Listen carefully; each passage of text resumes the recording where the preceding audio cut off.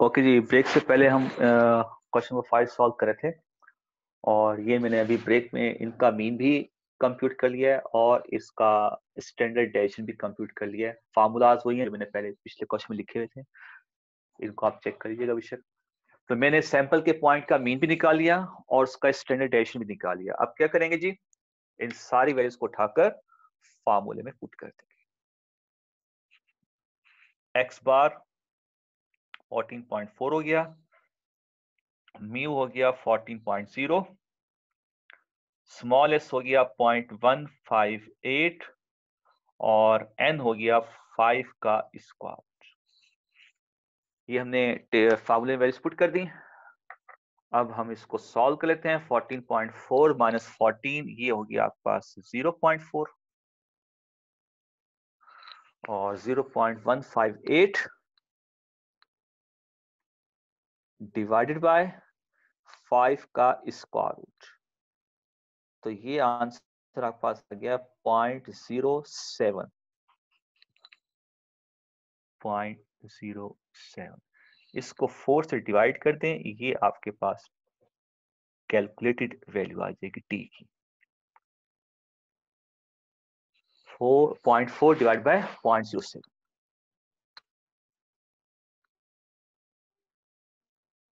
तो ये आपके पास आंसर आ गया 5.72।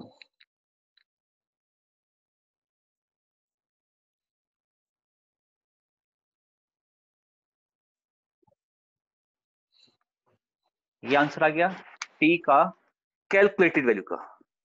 अब हम टी की टेबलर वैल्यू उठाते हैं। तो यहां पे मैं सॉल्व करता हूं स्टेप नंबर 6।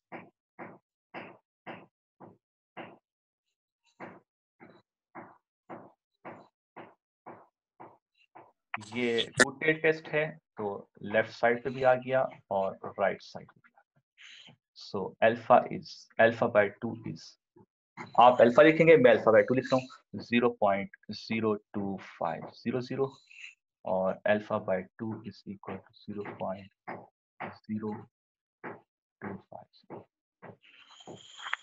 सो इन दोनों पॉइंट्स पे टी की वैल्यू आ रही है, टी टेबुलर वैल्यू और टी टेबुलर वैल्यू।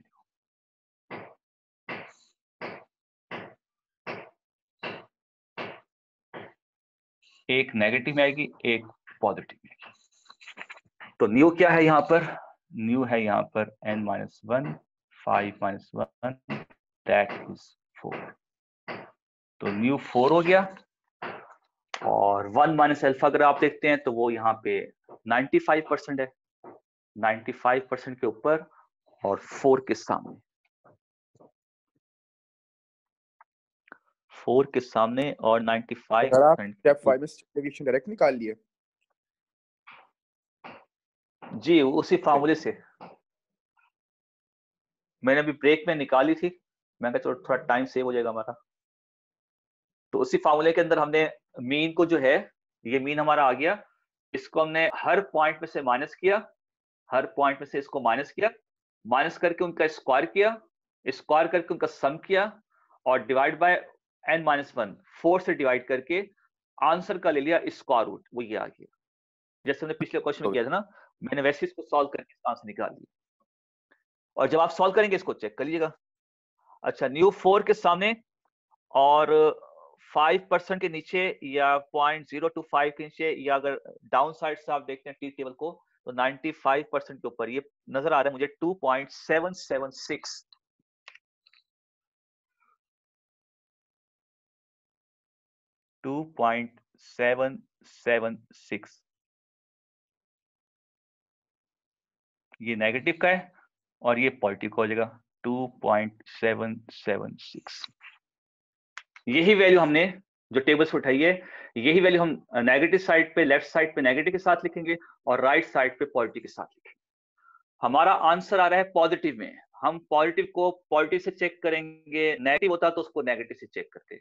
हमारा आंसर आ रहा है कैलकुलेटेड वैल्यू 5.72। 5.72 2 से बड़ा होता है, 5 जो होता है वो 2 से बड़ा होता है, तो 5 जो है वो 2.776 के बाद आएगा। बाद वाला जो रीजन है वो रिजेक्शन रीजन है, तो हमारी कैलकुलेट की वैल्यू जो है वो रिजेक्शन रीजन के अंदर आ रही है। सो हमारा H0 रिजेक्ट हो जाएगा, H1 एक्सेप्ट हो जाएगा। और जब आप यही question one tail test right side से करेंगे तो उससे भी आपका कंक्लूजन यही बनेगा।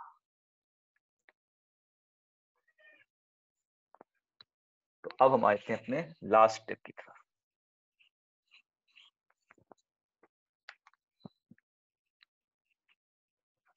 Since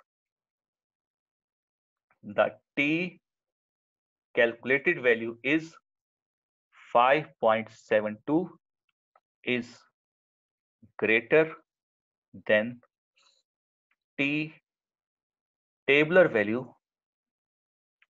that is equal to 2.776, so it will fall in rejection region